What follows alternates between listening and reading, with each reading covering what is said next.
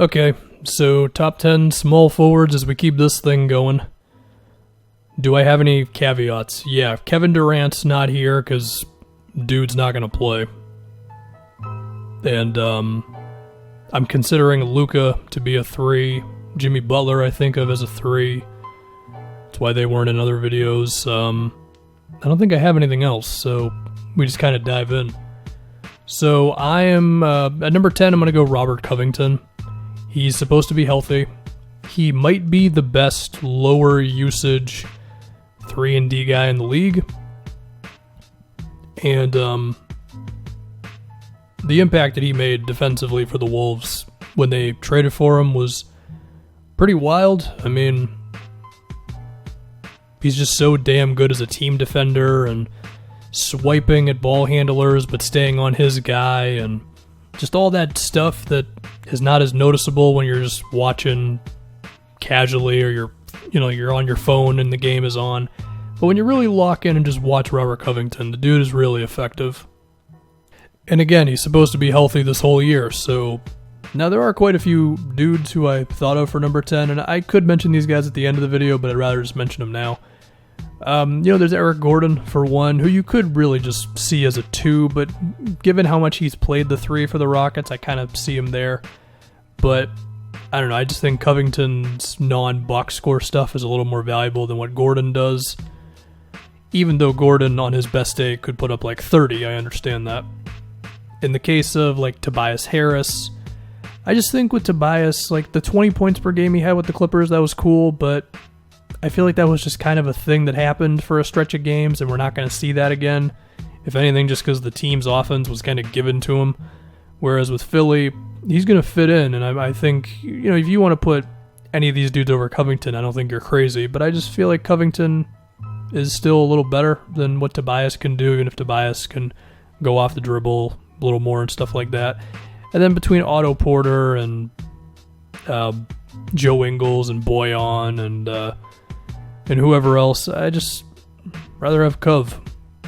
We could also put Gallo into that whole thing as well. That's your number 10. Number 9, I'm going to go Brandon Ingram. So the fit with him and the Pelicans, it could be a little awkward just because the shooting is not great top to bottom.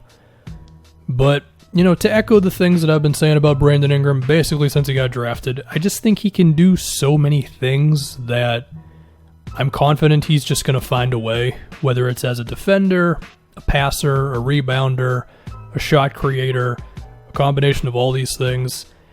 I just think Ingram has way too much stuff in the toolbox to not be good. And I think the advanced stats are finally going to like him more this season. And I think he'll just help out the Pelicans a lot. I don't know. I wish I had more of like a strong take about like he's going to do this specific thing, but I don't confidently know what he'll do. I just know he's going to do a lot of stuff. And whether that means he averages 15 points and 8 rebounds and is one of the better defenders in the league, it could be that. He could average something closer to 20 points a game, but, the rebounds and assists are a little lower, but I don't know. But he's going to do stuff. That's my Brandon Ingram thing. Next, I've got Chris Middleton. Similar to Brandon Ingram, not Ingram, well, kind of, but more so similar to Covington, the 3-and-D guy who does a little bit more off the dribble for the Bucks. Now, I did predict him to make the All-Star team, and I have a couple guys ahead of him who I thought would not make it, but I'm saying they're better than him, so how does that work? I did mess this up with the Kyle Lowry one, but with this one, it's more about the politics of the All-Star game. Like, I just think Middleton, assuming the Bucks are the 1 seed and you got to give him 2 players, I think he would just get in there, over the next 2 dudes that I have. A couple homer picks for you. 7 and 6, whatever order, don't care. Gordon Hayward and Jason Tatum. I think they're both gonna score somewhere in the high teens in points.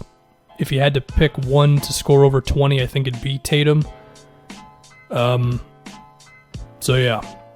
But because I think the Celtics are going to be like the 3rd or the 4th seed, I just can't picture them getting an all-star besides Kemba in the game, Now, is there some chance that the Celtics have 3 dudes who score over 20 points. I mean, it's possible. It's been done, but I'm not betting on it.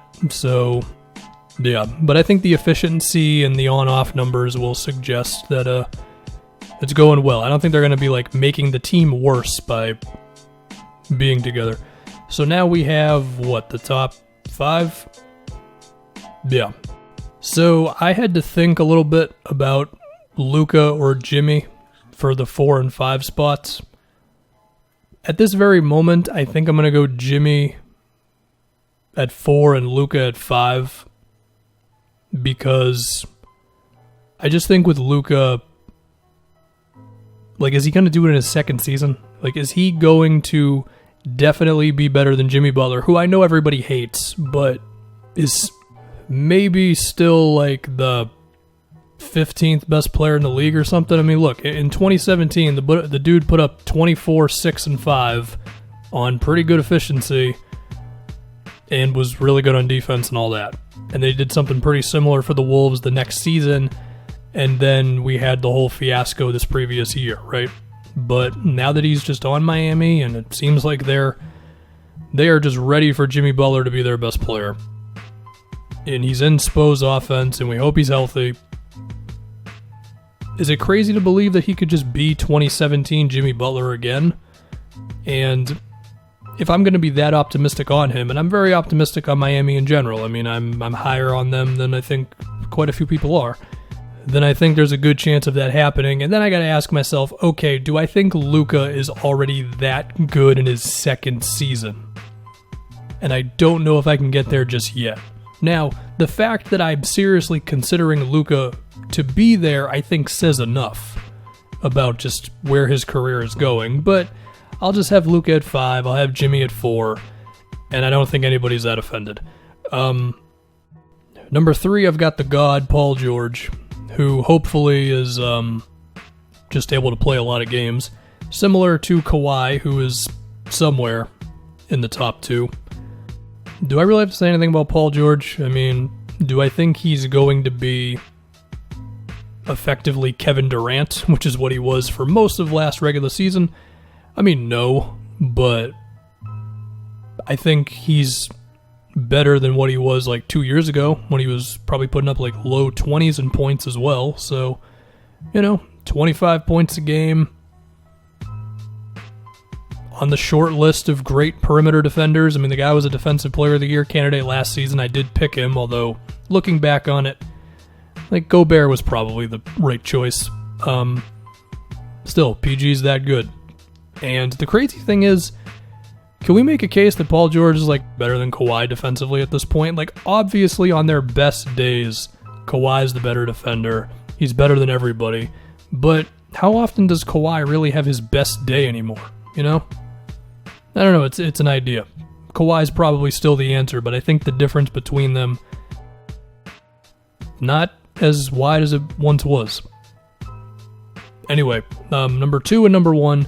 So, in a video that I did at some point, where I was like, is LeBron still the best player? I think I had LeBron not number 1. And the case was like, well, the playoff run Kawhi just had, and the way the Lakers season fizzled out for LeBron. But, I have LeBron number 1 because I just think he's better than Kawhi Leonard. And there you go. I also feel like the big reason why that whole thing happened at the end of the season, part of it was that the team chemistry was destroyed because of LeBron missing time right when everybody was really starting to figure out how to play together, and then, of course, the whole Anthony Davis thing. So it was partly that, and then also LeBron was clearly like being a dick throughout the whole thing, which, I mean, should that be part of like knocking his stock down? Yeah, sure. But I just don't think he's going to be a dick this year. And you know what? When LeBron is chill, there's not much stopping that dude. So I got him number 1, Kawhi number 2, and hopefully Kawhi's injury doesn't affect him too much this season. So we'll run down this one more time. LeBron, Kawhi, PG, Jimmy, Luka, Hayward, Tatum, Middleton, Brandon Ingram, Robert Covington. So yeah, that's it.